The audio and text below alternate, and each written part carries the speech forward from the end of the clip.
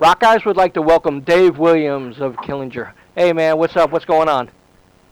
Well, just hanging out. It's a beautiful day for rock and roll, and that's exactly what I told myself when I woke up this morning. I went, self, today is a fine day for rock and roll. I definitely think so. Yeah. We reviewed your CD way before actually the release date, and we gave it 4 out of 5 stars. Thank you. It must have been, my writer who did the review gave you, a stellar review, and congratulations on that release. Oh, thank you very much. Yes, very much appreciated. No problem. Let's go back real early. Tell me about your very first job and what kind of reaction you did, at that job. Well, the very first time I ever got up and sang in front of somebody? No, when you were a dishwasher. Or when my very first job? Yes. Yeah. Okay. Well, it was at this place called, actually, really the first time that I ever got up and sang, I must have been probably about 5 or 6 years old. My mom had taken me to this pizza place called Shakey's Pizza. And as we're sitting at the table, way back in mid-70s, late 70s, some pizza places had, entertainment, so they'd have a piano player and a singer. And that's what they had that night, was a piano player and a female singer, and I was just amazed by this female singer. And they had a little stage, so I, gotten up away from the table and finally got away from my mom, went and sat right by, the singer, and she oh, what a cute little boy, would you like to get up and sing? And absolutely, I took the mic from her. I started singing Rudolph and Twinkle Twinkle and all this stuff. And the whole restaurant was, they're clapping and stuff to where, the singer is all right, punk, beat it, So, I mean, that was really, the first time I was, really in front of a crowd. And it was really, really young age, but I didn't get back up in front of people until about, about 15, 16 years later. Kid's got to do what a kid's got to do. So it's video games and, trying to chase after girls and stuff like that. I realized that, hey, not a lot of girls just like the normal guy. So as soon as I started singing and told everybody I was in a band, well, the girls came tenfold. So. Wow, that's pretty cool, pretty cool. How about your first concert experience, and did it make any kind of impact on you? Oh, well, that was, my mother got me my first Kiss record when I was 6 years old. First concert I seen was Cheap Trick and Kiss when I was 8 years old. And, to be that young and that sort of impressionable, to be put right into that circus known as a Kiss concert back, in the late 70s, I believe it was 77 when I saw my first one when I was about 8. It might have been 78. But yeah, it was, I saw that, Gene Simmons spitting blood, the drum riser going up, Ace Frehley shooting, rockets out of his guitar, stuff like that. Gene Simmons blowing fire. I mean, that hit home to me really hard. And it wasn't too long after that I got Alice Cooper Killers. So that whole theatrical rock and roll has been basically instilled, within me from a very young age. I come from a hockey family, and pretty much the whole family is all very much hockey oriented and stuff like that. But I'm the only musician, so as my cousins and my brothers and whoever be outside in the backyard, building the rink and icing it down with water and stuff like that. I'd be in the basement trying to learn Van Halen stuff, on an acoustic guitar and stuff like that. I was just absolutely gravitated towards music. Wow. Yeah, I guess I beat you because my first concert was Cooper and Susie Quattro, and after that was Kiss and Savoy Brown in '74. Ah, Savoy Brown, yes. that's just awesome, man. Yeah, I read a lot of that stuff of Kiss way back in the day when they started their opening up for Savoy Brown and Blue Oyster Cult, and a year later, turns out Savoy Brown and Blue Oyster Cult and a bunch of other bands start opening up for Kiss. Right. A year and a half later, that's an amazing rise for those guys. But it's not about Kiss; it's about Killinger. Right. Yeah, definitely about Killinger. Yeah. But you started really as a cover band as Rat Poison, and that led on to Killinger. And how'd that road take you down? Well, playing in Rat Poison just locally around the city of Edmonton, we're the '80s tribute, but we started off kind of making fun of it, and sort of thing. The way Steel Panther is very classy about the way they do it. Right. They make fun, and they community property and songs like Two in the Pink and One in the Stink or whatever it is. Those guys are absolutely funny and stuff, but they got the music down really well. But we were kind of doing that same sort of shtick as they were during when they were doing Rock School or whatever it was. Uh-huh. And we were kind of doing that, and then I realized that, we don't need to do that. There's somebody else who's already doing that. So what I wanted to do, and what I, try to get it across to the band members, is that we should really start recreating, that sort of concert feel that everybody got like in the late 70s up and through the 80s and stuff like that, where you go to a concert and just absolutely, turn your whole year around almost, And we want to, we want to be able to do that same sort of thing, and so we're hell-bent on making sure that our show is exactly what you see way back in the 80s. And you know what? I think I forgot what your question was. Well, anyway, we you definitely bring that back to the fans, which is definitely missing in today's society and concert shows and everything else. You definitely have that vibe. Will that continue with the next release? The next album, really, it's really all we know. Like it's all I know. When I started singing with that Rat Poison thing, I mean, it was a situation where Seattle came along and kind of bumped everything out, and I found myself in a real hard position because I'm, definitely that 80s singer. I got that 80s voice, but then, that Nirvana came out and everybody's singing really low and almost like lower than they should be. And it just, to me, that's not natural. It's not natural voice for me. So, like with Rat Poison, like I said, it was something that happened in Edmonton, and we did so incredibly well that it did get me noticed by my guitar player. And we had been talking about maybe, getting a band together for a while, but just never thought about, move forward with life and do your gigs and stuff like that. It was a call that I got from Kevin Morin. He's like, let's come down and meet me at the bar. Let's talk turkey about doing a band.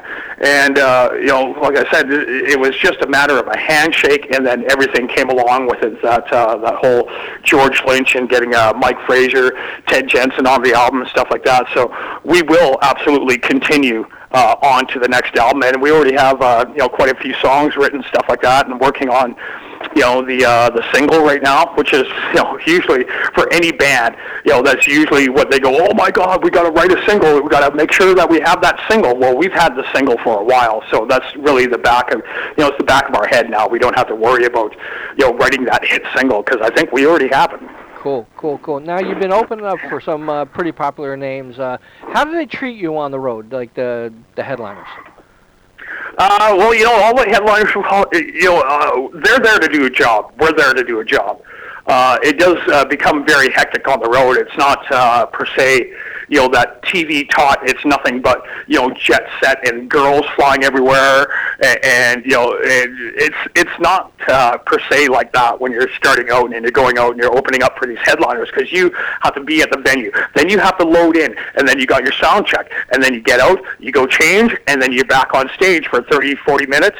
And then when you're done, you got to go to the merch table and wait there basically until the night's done, the headliner's done. And when the headliner's done, you stay there for a little bit longer because there's more people shuffling out, and you try to sell as many CDs or shake as many hands as you can. When we went out with Stryper, like I said, that's kind of how it was. It was like the first couple shows, it was just busy, because it was their first date, in September in Florida. It was their first date. And so, you just kind of, got to work out the kinks and bugs. So everybody's very focused. You go in there and do your job, get on the bus, go to the next town. So it took a few days, a few gigs for Stryper to warm up. But as soon as they did, Stryper, those guys are just, absolutely amazing human beings, absolutely down to earth. And they're really, pranksters at heart too. They're very, they're jokers, but you wouldn't really know it unless you're on the road with them, because they don't really portray that. But, behind the scenes, we had a hell of a lot of fun after a while with Stryper. They're great guys. George Lynch with Lynch Mob. Absolutely great guys too. Because when George came up, he was playing with Brian Tichy, who now plays with Whitesnake, and used to jump with Billy Idol. I mean, Brian Tichy is absolutely incredible. The singer from the Bullet Boys, Mark Torn. Right. He is a great guy, super nice guy. Like almost nice to like, wow, man, you're almost too nice, Mark. Mark, like you're just very happy to talk to you, very happy to shake hands and stuff like that. And then the bass player that George brought with him was James Lomenzo from Black Label Society, White Lion, absolutely seasoned veteran. So it was just a wicked experience to be around all that stuff. And I mean, George is a pretty fit guy, man. Like, he's very much toned and ripped. Fucking anybody would fuck with George, man. and this is funny is that up in Canada, I'm not sure if it's happening in America, but you can't smoke in bars, right? Right, you can't. So I think it's the same way there. But at the gigs that we had in Calgary and Edmonton with Lynch Mob, George, there's no smoking in the bars. George gets up there, starts playing, lights up a smoke, puts it in his mouth, and just plays. And I mean, the whole show, he was lighting up smoke after smoke after smoke. Nobody said a damn thing. I mean, like, Brian, would you go up and tell George to put out a smoke? Shit, no. I think that was everybody's consensus. Do we go talk to him? Do we go interrupt him while he's playing? No. I think we'll be okay. So that was really kind of funny about George, is that he just didn't give a fucking flying fuck, man. If I'm smoking, I smoke when I play. So he just, he didn't care about any of that. He just smokes. I thought that was very cool, very ballsy. But then again, like I said, who's going to tell George to, hey, put that out, dude? Wow. Nobody. Right, yeah. Wow. So when a chick comes up to you and asks her, can you sign my boobs? You sign both? Well, usually there could be a conversation that ensues, but you try to accommodate everybody, right? Sometimes I can tell you this, that if a girl comes up and and says, sign my boobs, and other girls see it, then other girls might want their boobs signed, or girls just get jealous. Uh-huh. Like, why the fuck does that fucking slut get her?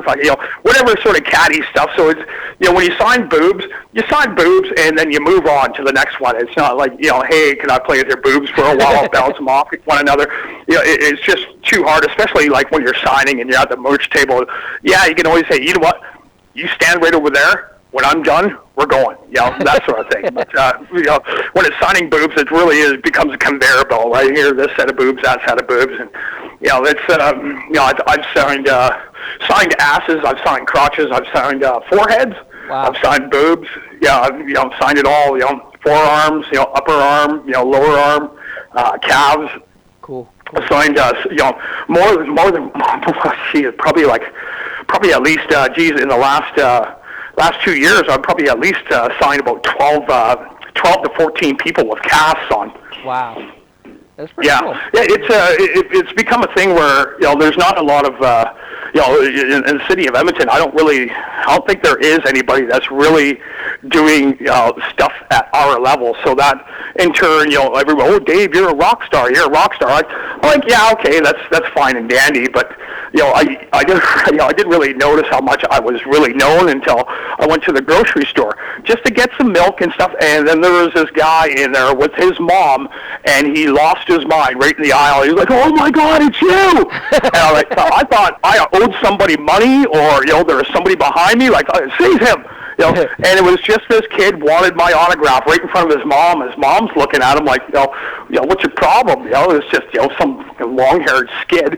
And then, until he told, oh, this is David, and I just saw him with, open up for Lee Aaron and all this stuff. And, he was just absolutely amazing. So it is very much starting to warm up here in Canada, but when we cross the border into the United States, it's a completely different thing. We cross that border, and I mean, it's like, holy shit, Killinger's here. Wow. So we're still waiting for Canada. Just slowly, they're starting to come around and stuff like that. We hired our publicist, who's now handling a lot of stuff in Canada. So things will pick up here, but basically, our whole focus right now is on the USA. Very cool, very cool. Tell me on your. Oh yeah. Go ahead. Sorry. Go ahead. Oh, I was just going to say that we got some really cool stuff brewing inside the United States. We're looking at hopefully doing a tour. I'm not going to say who or when, but probably in the next month and a half. But what we did score, which I thought was just absolutely amazing for the little band from Canada that could. We are now being played through Fox Sports through about 8 different regional feeds. They are playing the song "We Are Here" in 30-second to 1-minute intervals, so they can use it for highlights or bumps, pushes, whatever, voiceovers, all that sort of stuff. So we are now being featured through 9 teams.